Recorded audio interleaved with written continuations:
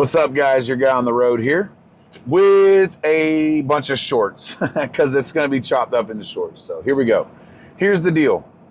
You're going to see this video on a bunch of shorts, but it's also going to go in my video blog, my Trucker Mind deal on YouTube. You can check me out on TikTok.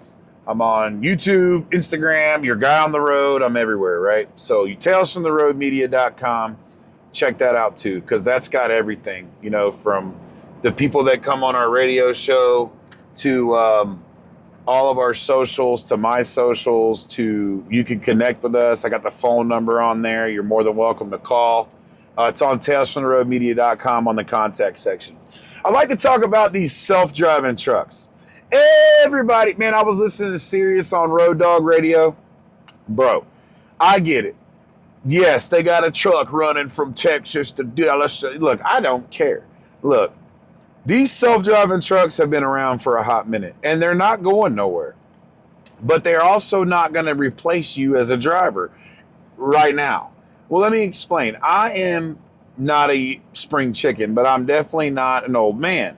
I hope to do this another 25 years. I've been driving 21 years, and so I hope that I can keep driving. I really hope to drive for another 25, 22 something years. I will be able to. If you're in my generation, if you're young, if you're 19, 20, you're getting into trucking, by the time you're 40, you'll probably be piloting one of these self-driving trucks, which I don't know how it's going to be. It could be bad, could be good. You might get a lot of money because, let me tell you something, guys. I am not Elon Musk. I don't know everything about technology, but I do know AI, I do know tech, I do know trucking, and I do know computers and cameras and how everybody knows this stuff fails. Everybody knows that you're in here with this stuff, the Bendix, the safety stuff, the Samsaras, all you guys that got cameras and stuff, you know how this stuff fails. Already, the safety stuff fails. By the way, how are they deploying their safety triangles and all? How are they doing this when the truck breaks down? How are they monitoring the safety aspects? How are they monitoring? I'm going to tell you how, because there's a guy sitting in that computer chair watching this truck. Guarantee it. I guarantee you this thing ain't just running without somebody watching it 24/7, 7 days a week. But it is running by itself. And yes, there's no driver. And there are work sites that have these self-driving trucks on the job sites. But let me explain something. First of all, the technology to run these trucks costs so much money. I mean, I don't care what they say. They could say, oh, no, driver, you don't understand. You don't understand our industry, Aurora or whatever. I do understand. If you say anything more than a couple $100, it's insane. You got millions of drivers out here. You got 3-something million drivers out here. That's a lot of companies. These people don't have the money. Maybe Swift, Warner, certain other companies, but you don't have these companies that have this money to be throwing at these trucks. And if these Warner and all these companies do that, you're going to have a college degree, or you're going to have to be monitored. It's going to be more micromanaging, and they can do what they want. But here's the problem. The truck cannot communicate with the road. It communicates with computer, internet, satellites, cell towers, most likely. That's good until there's a storm, until there's a hack, until there's a solar flare, until there's something that doesn't make that truck run or has an issue. When that truck blows a tire, it's going to sling stuff all over the road. It's going to swerve. It's going to do everything that a truck does now, but there's no driver in it.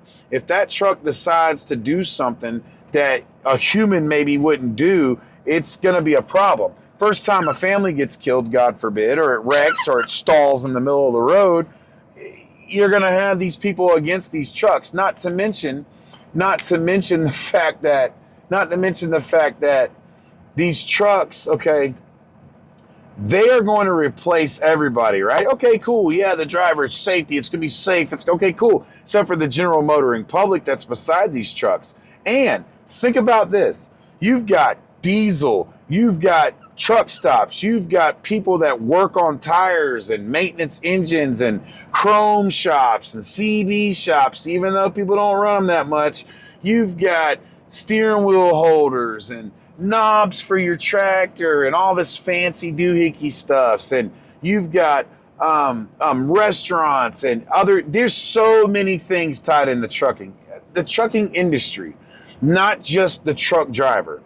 The industry that services truck drivers, that's like millions upon, if there's 3 million truckers, there's millions upon millions upon millions of people. If you have truck drivers not in the cab of the truck, you won't need truck stops anymore. You'll just need fuel stops. You won't need that person working at the truck stop. You won't need the food that goes into the truck stop that I know you guys eat, that fried chicken and stuff. You won't need any of that. You won't need these DOT officers writing these tickets anymore. There won't even be any more inspections anymore. They can inspect it at the plant. Think about it. The truck goes out, it goes through a computer. The computer tells you it's going to fail. It doesn't work. It shuts itself down. That'll be a safety thing probably. You've got cops, you've got DOT, you've got state, you've got federal stuff, you've got money. They're not going to lose all this money, guys. So when you start thinking about these self-driving trucks, just remember all of them. It's like, oh, big oil, they're going to be replaced. They've had battery-operated cars since the 20s. I don't know if you guys know this. They've had cars that run off of stuff other than gas for a long time, but it's never replaced big oil. And it never will. It will replace it when we're dead and gone and we live in a utopian society, but that won't be forever, right? I mean, we're still fighting over land right now in the world. We're still fighting over, like, land. You stop that. So here's the thing. You're talking about these self-driving trucks, and they will replace drivers. I'm telling you, it is the future. There'll be self-driving, iRobot. Yeah, sure. But that's so long away, not to mention they have no composites in the road, guys. Composite material, that's like microchips and silicone and stuff like smart roads, right? So think about this. If a truck's driving and there's an inclement weather or a blizzard or a storm or even a pileup, even though that truck has we have a camera that can see 20 miles away, and hey, man, there's things you can't see, like that car that dives in front of you, and it ain't gonna be no 4 miles, and ain't no millisecond, it's instant, and you wreck that thing. A driver could turn the pool or turn. A truck's not gonna know what to do. It's gonna be too fast. Things happen fast on this road, and you think you can react? It's still an 80,000-pound piece of equipment. It's still 75 foot long. The road needs to be able to talk to the truck. And until the road can talk to the truck, it ain't gonna matter. Like the police officers see there's a wreck, there's something going on, there's bad stuff. They can literally dial it up, right? And tell all the self-driving vehicles there's something going on with this road. Until they pour composite materials in this asphalt for thousands and millions of miles, nobody in the world has a highway system like us. They got highways, they got autobahns, but they ain't got the highway system like America. We're everywhere. Even on roads that shouldn't have roads, we got roads. And we got asphalt. So we're talking about these guys, the Pacific Northwest, forget it. The East Coast in New Jersey and stuff, forget it. You got too much buildings that have been built there that you'd have to actually have a pilot to navigate those stuff. Straight roads and one shot in Houston, sure, you'll have some trucks doing that. But outright replace everybody, it'll never happen, not right now. You got composites in road. You got police officers writing tickets. You've got truck stop employees, truck stop food. You got restaurants that cater to truckers. You've got people that cater to truckers like bumpers and fenders. What's the point, Peterbilt, of making that chromed out truck if there's no driver in it? That's what I'm saying. There's so many things in the industry that would be destroyed by self-driving trucks. It's not just taking a driver's job. There's a lot to think about.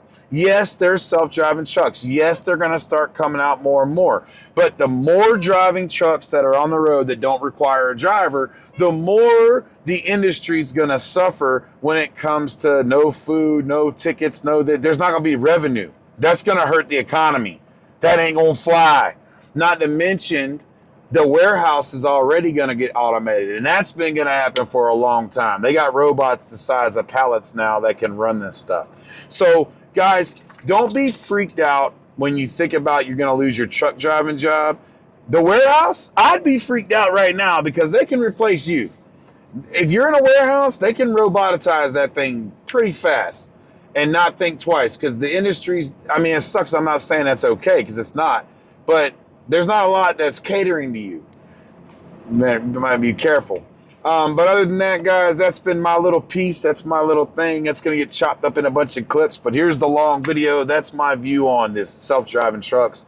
Until next time, this has been your guy on the road saying survive and stay alive. Till next time, catch me on talesfromtheroadmedia.com. Peace.